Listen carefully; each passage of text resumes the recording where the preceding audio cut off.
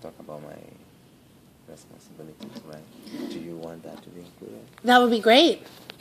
Okay. And here and with the union, is that it? Sure. Okay. I would love to hear about that. We can do that. Okay. So why don't you just go ahead and tell me about your job here and also about your involvement with AFSME. Okay. Well, my name is Koami and I work at the library here as a reference staff. Things that I do is to provide information to the customers. Those information range from assisting finding books, materials, and also I've been involved in committees. So I am in 3 committees with the libraries. One is safety, another one is staff support, and another one is assistive technology advisory committee. All these committees are vital to the work that we do. Staff support committees, what can we do at the library, not just to serve the customer, but internally have fun and enjoy staff, and and so it's very important. It's just one of the newest committee we formed. The assistive technology is what can we do to reach customers who are not, cannot easily use our services. So those include adaptive technologies. So there are special stations located at 3 of our libraries, and those computers are loaded with software that will easily will be easy for those customers with disabilities to use. Some of the software include Dragon Natural Speaking, and Zoom Text, Zoom Maximize the screen. Dragon, the customer uses to dictate, and the safety committee in every location is nice to be safe, at your workplace. So we, as a safety committee, get information from our complaint or ideas, suggestions, how we can make our workplace better.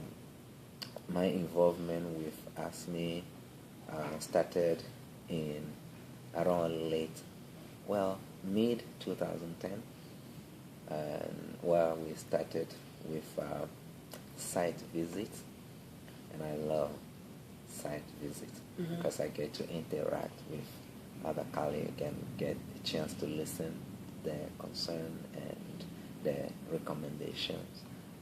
So the site visit was about that time we were getting ready for contract negotiations. So we want to hear them and see what we can bring to the table when we meet to negotiate. And so during that time, a colleague recommended me being a steward. So, and after that, I asked the officers, what can I do to get on board? And so I went to basic steward training, and that was in 2011. Soon after that, I heard there was an opening for chief steward positions, and I checked again with the officers, and so after that, I went to the chief steward training, and so that's how I got to the level I am now. So I serve as a chief steward for my local. We share steward, so I work with a local 2508, and I am 1842. So this past year I've been elected to be one of the e-board member for my local. So I serve as a chief steward and then an e-board member. Yeah. So basically those are the things I do. And back to my actual assignment, I lead conversation circle. Like I said earlier, there are immigrants, and so English is not their first language.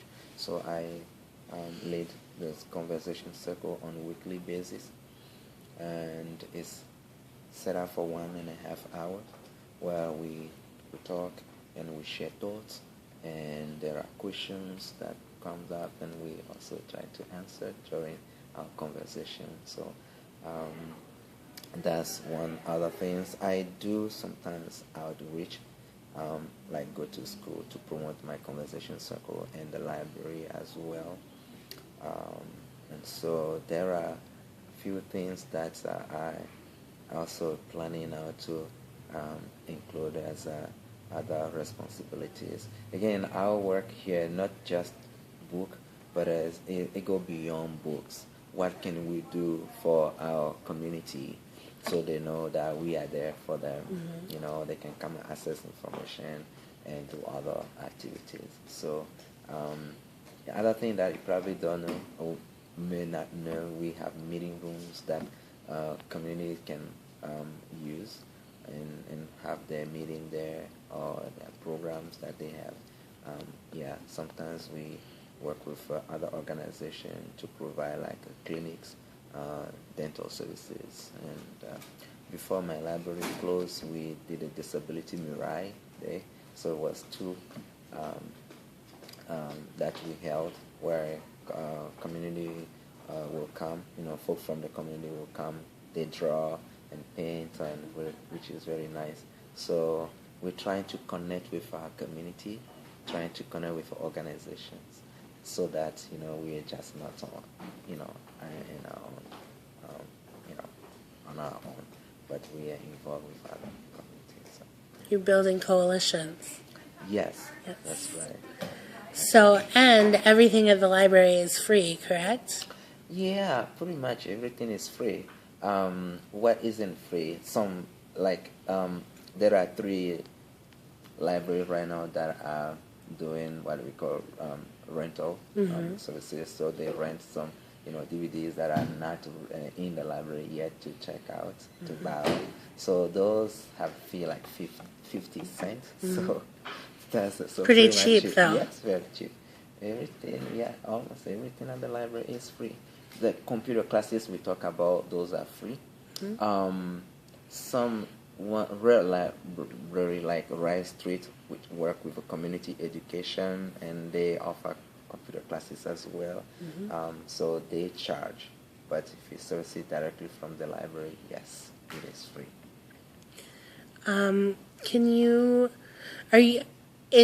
Are you guys, or is your library doing anything special for National Literacy Month? Not that I am aware of. Okay. That's okay. Can we talk a little bit about maybe why literacy is important for kids and teenagers, maybe? Absolutely. Research has shown that if kids start their education even from birth, is wonderful. They develop their intelligence, their literacy skills. And so mom read to the kids, they learn from there. Now the important part is that when we do help our kids start with their parent and take it to the school, they are ahead. Instead of not doing anything and then all of a sudden say, okay, it's time to go to first grade. Yeah, it's difficult. It's difficult. So the libraries is doing the best that we can to provide that literacy. So how do staff have been trained? So we went to literacy trainings and how to offer story time and how to help the parents teach their kid as they read to them in the morning, in the evening, and sing nice songs to them, help them go to bed. And so our training, when we offer story time, we do provide literacies, how they read and how they use signs and everything to that will build the literacy skills. And so reading, spelling, and writing are involved in our story time activities. And so kids are involved, so they help, pronounce, and they help read, and they write. And actually, this past Friday, my colleague was having them draw and cut and do activities to take some with them home. So yes, it's very important that we build that literacy while they have the opportunities. And so those are the things we do. Sometimes we kind of tell parents, this is how we do it, and this is maybe a good idea, and for you to do these kind of activities at home, read and tell them what this really means, and so forth. Yes. So simple public library take this very important. And so in fact, my colleagues also are working now to develop these literacy skills to most all library staff. So if they don't know how to do story time or they have difficulties, yes, we do that. Another part is a homework center. Homework help. Kids out of school, they will come here. Only Hidden Heights Library, we don't have homework help, but there are 6 locations where children will go after school to get help with their assignment and so forth. Not just children, but it's also open to the adult as well, which is very nice. There are tutors there, there are volunteers, and another one again is Read With Me, and then Reading to Achieve. Read With Me will be grade 1 to 3, and then Reading to Achieve 4 to 8, where there's the library match tutors and the students, and so they come and read on one-on-one basis to develop that skills, which is important for their future. And then the same thing for Reading to Achieve as well. And so library take a literacy and very important and serious. Perfect. Thank you so much.